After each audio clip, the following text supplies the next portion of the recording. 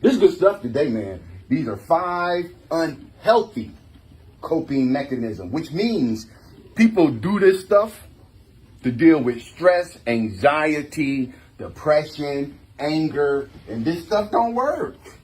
And the word of the day is coping mechanisms is the word of the day because that's going to be part of what we're talking about. Coping mechanisms are strategies people often use in the face of stress or trauma to help manage painful or difficult emotions. Anybody here got coping mechanisms?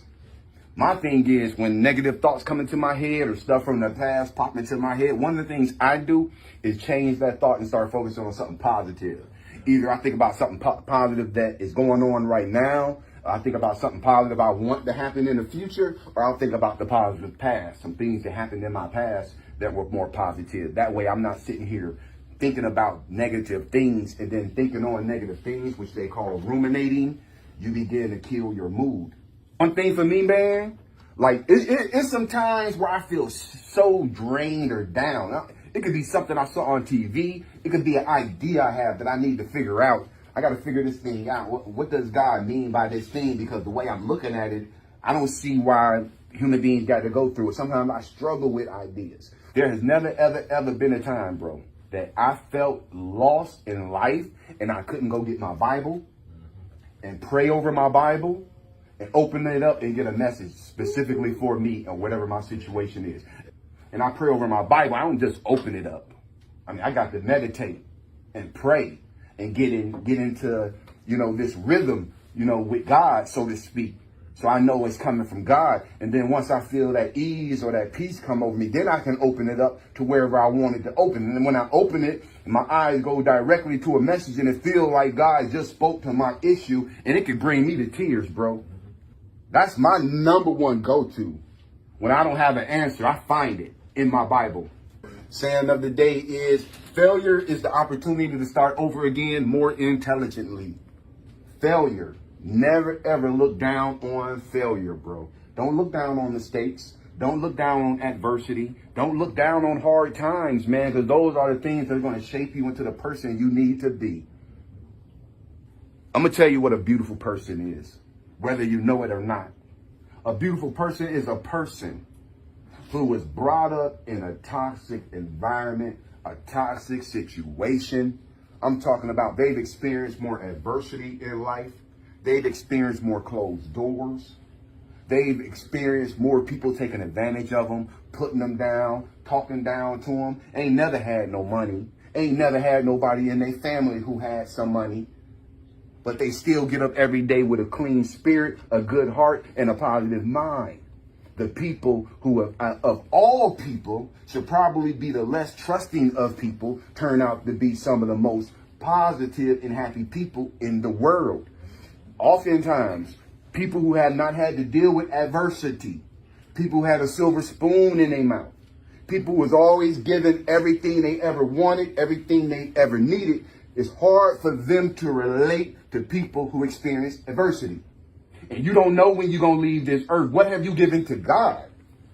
We all have different ways of dealing with stressful circumstances. Maybe you like to go to the gym and work out, or maybe you like to turn the music up in your car when you're stressed out. Either way, these two types of coping mechanisms are good and healthy since they aren't harmful to other people. But there are some unhealthy coping mechanisms that you might have due to stress that can be harmful to you and other people. So that's what we're talking about. Coping mechanisms that are harmful to you and other people. And we're going through 5 of those. Number 1 is forced positivity. Toxic positivity. Forced positivity. Just because people are smiling, just because people act happy, doesn't mean that they're happy.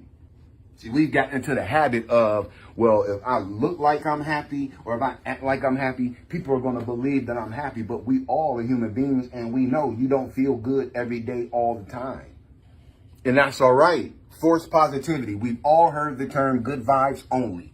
This statement and its accompanying sentiments have become part of our social culture. There's nothing wrong with having a positive mindset. Positivity can be a powerful tool when you want to create that in your life. However, the notion of only positive vibes have been taken to the extreme. Toxic positivity does not come from a place of genuine happiness. It comes from a place of denial, invalidation, or minimization. Forced positivity is an attempt to display a positive disposition at all times, even when you're not in the best of moods, and that can be fatal. It's usually so excessive that the toxic positivity phrases are obvious. Here are some examples of toxic phrases. Don't think about it, be positive. That almost can be looked at as having faith. Huh? It's going to all work out in the end if you believe in God and you believe in Jesus and you believe in the Bible, which, yeah, I do that. But at the same time, I got to process my feelings and my emotions. That's a part of it. That's reality. Yeah, that's reality. Don't think about it. Be positive. Everything will work out in the end. If I do it, so can you. Or it could be worse. Somebody going through something, the last thing you need to be telling them is it could be worse, because you're trying to tell them, you're trying to invalidate how they feel. Well, it ain't worse, but I still feel bad. When you force yourself to be positive at all times, you're barring and repressing your emotions, which can lead to doubt, shame, and relational problems, as far as problems with your relationships in your life, relational problems with others. Sometimes, like, life just sucks. And it's the truth of it, man. Sometimes life sucks, man. There's going to be some days, man, ain't nothing going to go right. But guess what? You got tomorrow. Mm-hmm. And you don't have to take that in tomorrow. You would be a fool to take yesterday into today. So you're just going to let a continuation part 2 to be continued before you go to bed. And then you wake up, oh, what was that I was thinking? Oh, yeah, that's what I was sad about. Let me start it. Sometimes life just sucks, and no amount of positivity can fix it. It's all right to be angry. It's okay to be jealous. It's okay to be annoyed or deeply upset about things. The good and bad emotions are all part of a human being. That's what makes you a whole person. You ain't never going to separate those negative emotions as long as you're breathing on this earth. They're going to be a part of you. But the thing is, you control them and you don't let them control you. 5 common unhealthy coping mechanisms. Number 2, isolating yourself from people, because that's going to hurt people. Socially isolating yourself simply because you don't like the people who are around you is not a healthy habit. This can make it harder for you to relate to others overall when you do something like this. As humans, we are social creatures who crave and need proper connection with others. You need proper connection with other human beings in order to be a whole human being. Learn a lot from the people around you. When you connect with others in a healthy manner, through supportive conversations and good healthy talks, you're allowing yourself to grow emotionally and mentally. Fostering your mental resilience can be helpful when times of stress do arise. If you're feeling overly anxious in social situations, reach out to a professional therapist who can teach you techniques to reduce the stress you feel caused by social situations. 5 common unhealthy coping mechanisms. Number 3, fatalism. Every time something go bad, Elizabeth, I'm coming to join you, honey. When something bad happens, our brains immediately embellish the event that makes it seem like it's the worst possible thing that ever happened to you. It's a mental trait that has kept humans alive for millions of years, so the same mistakes won't be repeated in need of survival. However, in our modern day society, it functions as a self-defense mechanism where you prepare for the worst just in case. But this behavior might be causing you more stress than necessary. High levels of stress can lead to severe mental and physical health problems like depression and even heart disease. When you find yourself worrying about an outcome, ask yourself, how likely will the worst thing happen? That's leveling with yourself. You got to be like, okay, so if I don't do what I need to do, what's the worst thing that can happen in this situation that I'm worried about? Can you get evicted? Can you go to jail? Can you lose dignity? Could you lose respect? Could you lose friends? Those are the kind of things you want to think about. Once you come up with the worst possible thing that can happen in this situation, now you have an opportunity to make sure that the worst damn thing don't happen. Because it hasn't happened yet, right? It's called being proactive and not being reactive.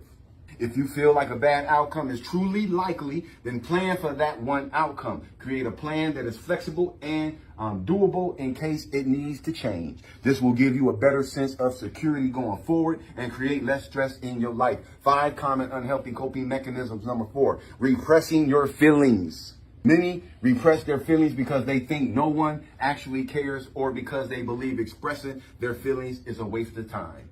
Often, this behavior is a type of self-defense mechanism that activates when we believe that we no longer have control over a certain situation. Whether you choose to overreact or underreact, you are not giving your emotions a chance to be aired out. While there should be a degree of emotional self-control in place, we should remember to be genuine with how we're feeling and express it calmly and reasonably in a way that doesn't harm others. If you are more likely to overreact when something goes wrong, notice any physiological changes. Usually your body is a good indicator of how you're actually feeling. Taking a moment to meditate and ground yourself in your body can help you to minimize stress and reduce emotional outbursts. There's other ways to shake out repressed emotions, such as yelling into a pillow. I guess that's something women can do.